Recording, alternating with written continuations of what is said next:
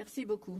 Alors, c'est un plaisir pour moi de venir parler des réseaux de distribution, et c'est vrai que depuis que j'ai pris mes fonctions il y a 2 ans et demi, à plusieurs reprises, j'ai constaté qu'on oubliait souvent les infrastructures. Dans les problématiques énergétiques, on parlait énormément du mix énergétique, du choix entre les modes de production. On parlait MDE, on parlait d'un certain nombre de sujets, mais on avait un peu l'impression que l'intendance suivrait. Et c'est vrai que les réseaux n'étaient pas au cœur des préoccupations. Bon, compte tenu de ce qui s'est passé dans les derniers mois, dans les 2 dernières années, notamment en Allemagne, mais pas seulement en Allemagne, eh bien, on a appris à prendre en compte la question des réseaux de distribution. Alors, le réseau de distribution, qu'est-ce que c'est ? C'est tout le chevelu qui vient en aval du réseau de transport. Pour la France, c'est une grosse entreprise avec ERDF, c'est 150 ELD, entreprises locales de distribution.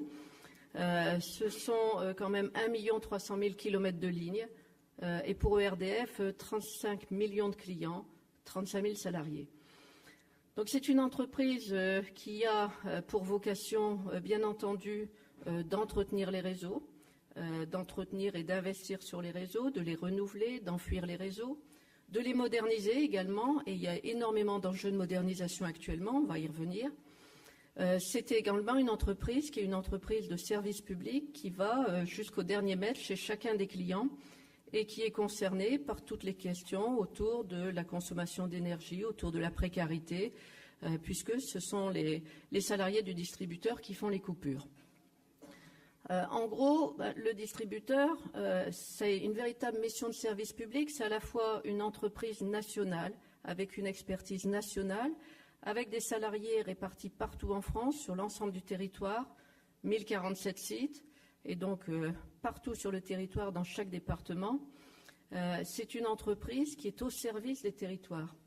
Donc c'est une entreprise qui allie à la fois la verticalité d'une expertise nationale, garante de la péréquation tarifaire, garante également de la solidarité en cas de tempête, qui permet justement en cas de tempête de mobiliser des moyens n'importe où en France pour intervenir partout sur le territoire, puisque nos hommes sont formés avec les mêmes méthodes, avec les mêmes procédures, et ils sont capables d'intervenir même s'ils n'ont jamais été visiter la région dans laquelle ils interviennent.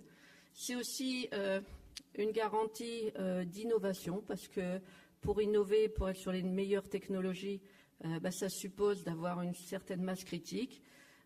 Et c'est enfin une entreprise et avant tout au service des territoires. Alors c'est peut-être quelque chose qui mérite vraiment d'être rappelé. Les réseaux sont propriété des collectivités locales et les collectivités locales s'intéressent depuis les dernières années de plus en plus aux problématiques énergétiques. Et pour assurer cette proximité territoriale, d'abord, il faut être présent. Donc, il faut avoir des sites sur le territoire, et c'est un des enjeux importants de notre entreprise. Il faut savoir établir un dialogue avec l'ensemble des acteurs du territoire, que ce soit les maires de petites communes, que ce soit les maires de grandes agglomérations, les conseillers généraux, les conseillers régionaux, les institutionnels, les préfets.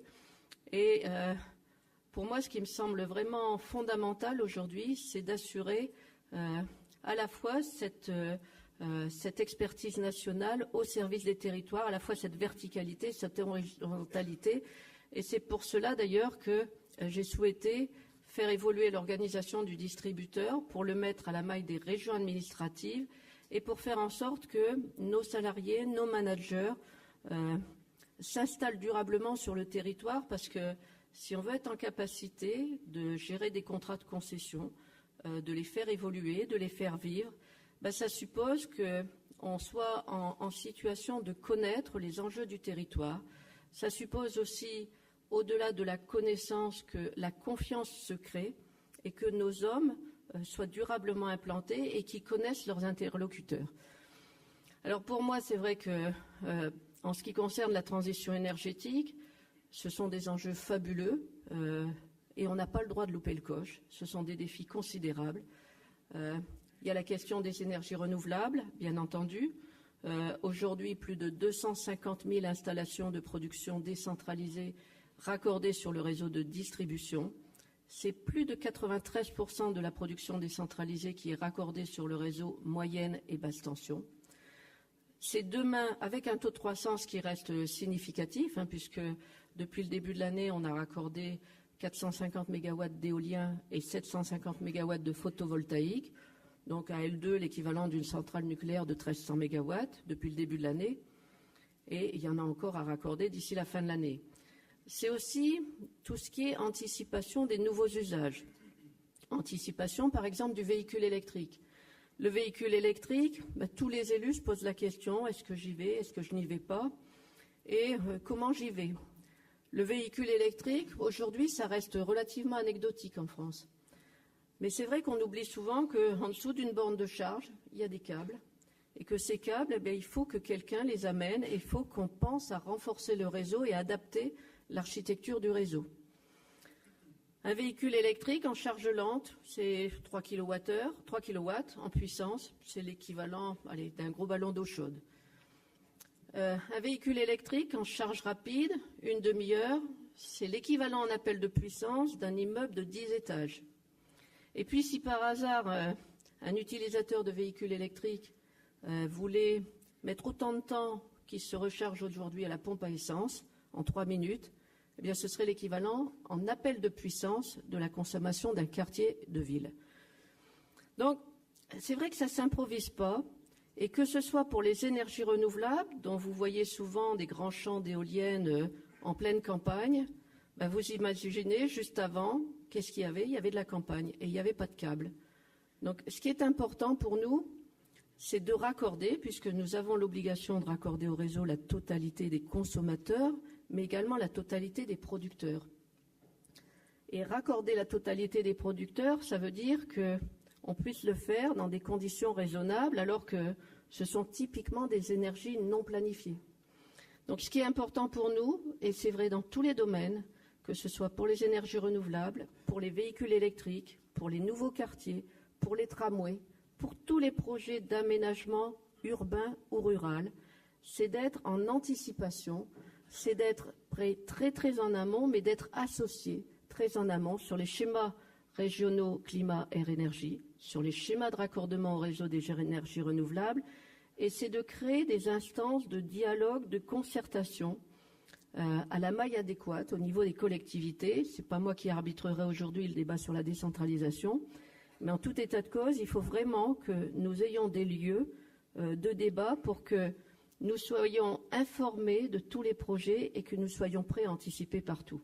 Alors, juste en résumé, parce que je pense que sinon j'aurais dépassé mon temps de parole, le distributeur, c'est une entreprise qui repose sur 2 pieds, des hommes et des femmes, les compétences, avec une véritable expertise, avec un véritable dévouement, un véritable engagement de service public, et les technologies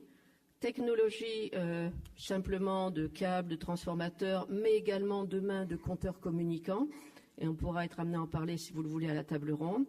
Donc les hommes et les technologies, et tout ça au service des territoires, donc avec une volonté de dialogue que je réaffirme fortement aujourd'hui, parce que pour nous c'est un enjeu majeur.